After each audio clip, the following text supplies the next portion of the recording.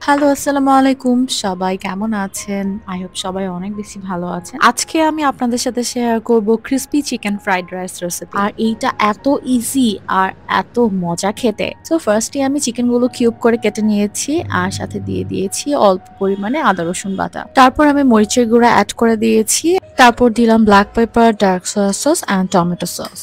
Tomato সসটা এখানে optional, আপনারা চাইলে স্কিপ করতে পারেন। আর তারপরে সবকিছু একটু সুন্দর করে আমি মিশিয়ে নিচ্ছি স্পুন দিয়ে। আপনারা চাইলে এখানে হাত দিয়ে ভালোভাবে মিশিয়ে নিতে পারেন। আর এরপরে আমি দিয়ে দিয়েছি কর্নফ্লাওয়ার দিয়ে ভালো মতো মিশিয়ে নিয়েছি। আর এখন আমি সসটা রেডি করে নিব। আমি dark soya sauce, oyster sauce আর টমেটো সস দিয়েছি এখানে। আর যেইসব ভেজিটেবল আজকে আমি দিব ফ্রাইড রাইসের জন্য সেগুলো আমি সুন্দর করে চপড করে নিয়েছি।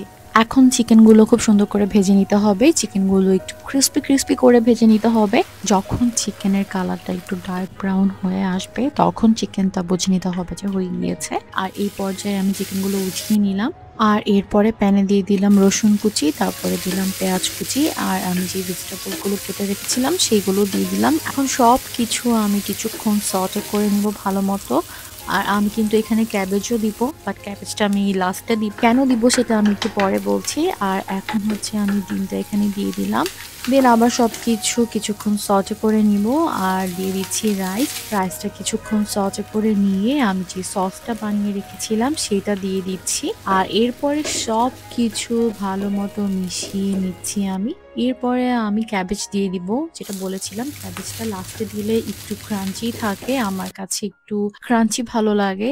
আর আগে দিয়ে দিলে একটু সফট হয়ে যায়, সফট হয়ে গেলে ক্যাবেজ আমার ভালো লাগে না। আর একদম লাস্টে দিয়ে দিলাম হচ্ছে যে চিকেনটা আমি ভেজে রেখেছিলাম ক্রিস্পি করে সেই চিকেনটা।